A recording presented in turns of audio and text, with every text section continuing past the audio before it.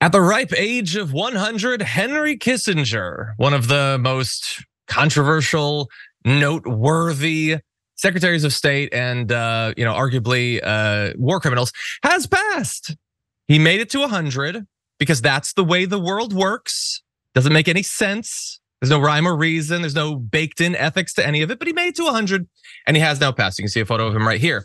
Now, at a time like this, when someone who has been so big in American politics for so long, it is important to give them credit for what they were able to accomplish. He advised, I think, 12 presidents. And so we're going to be critical of him, obviously, but I want to give him credit for some of his most important contributions. So he helped prolong the Vietnam War. That's great. Expanding that conflict into neutral Cambodia, facilitated genocides in Cambodia, East Timor, and Bangladesh, accelerated civil wars in Southern Africa, supported coups and death squads throughout Latin America. And according to one analysis, can be fairly directly given the responsibility for the deaths of 3 million plus people, that's a lot. I mean, that's very difficult for anyone. Veteran war crimes prosecutor Reed Brody said there were, quote, few people who have had a hand in as much death and destruction, as much human suffering in so many places around the world as Henry Kissinger. And I'm not an expert on Henry Kissinger's life or anything like that. And there's amazing books in journalism done on his record. But I will just say that it would be a difficult task, not impossible, but a difficult task to come up with many more people who were more responsible for more suffering, death, devastation than Henry Kissinger. And perhaps even harder than that, it would be almost impossible to find someone who had done more damage and had expressed less regret through the course of his incredibly long life than Henry Kissinger for his whirlwind tour around the globe of supporting almost all of the, regressive, horrendous, violent political movements, piling up mountains of corpses, thanks to his direct advocacy and direct control. So, bye. Anyway, Jordan, what do you think? Henry Kissinger finally died. What the evil ones always live so long? Like, that's my question. 100 years old. I'm not going to hit 50, and he reached 100. I'm just going to start to accept like the baby blood drinking conspiracy, just because that's the only thing that makes sense anymore. Adrenochrome? People live forever. Yeah, why not? At this point, like what? Just prove it. No, but on a serious note, it is. Yeah, sure. We're celebrating this guy died, but like nothing changes, and he still accomplished everything that he wanted, and that's the frustrating part. There were no checks and balances. There was no accountability for anything that he did, anything he supported, anything he lied about in Congress, even like the week that the US was doing it under his guidance or instruction, including in Chile, just lying about US involvement the week of. No remorse, like you said. And yeah, it's always like fun to celebrate when evil people with terrible legacies die, but more often than not, it's at the end of their life surrounded by family and peace and quiet, with having no punishment for anything they did, no trial, no persecution, nothing. And that's frustrating.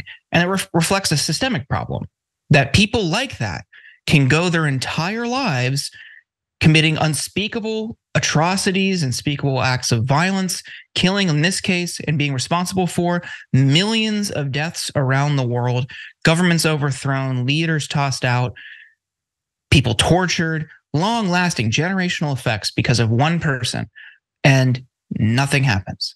And that's a systemic problem. We have a system where the powerful elite celebrate, defend, welcome that person, and protect them for decades. It paves the way for other people like him, like Elliot Abrams. Never going to face any real repercussions for anything that he's done.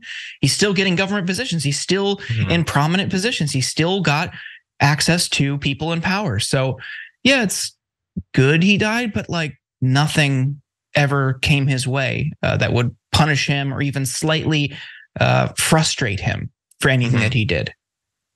That is true. Thank you, Buzz Killington, for pointing out those unfortunate truths.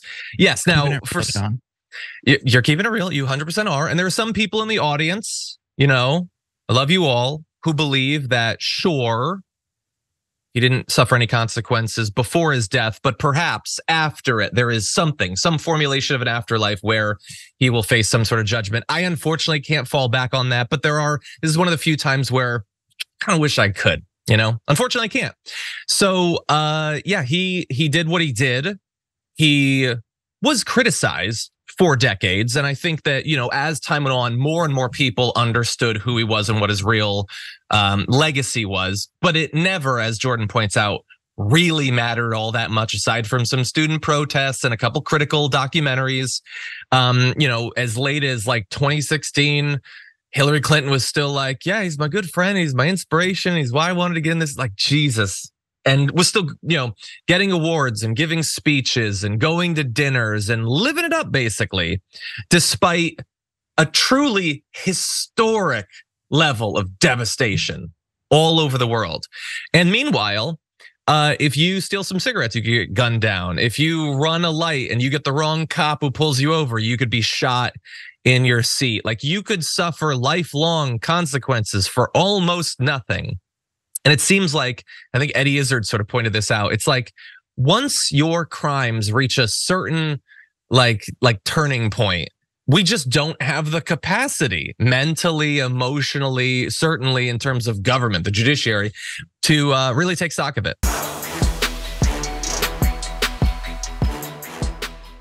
For more political news breakdowns, interviews, stories of activism, and me trying my hardest to care about the occasional big celebrity news story, subscribe to our YouTube channel at youtube.com/The Damage Report. And you can ring the bell wherever it is so you don't miss anything.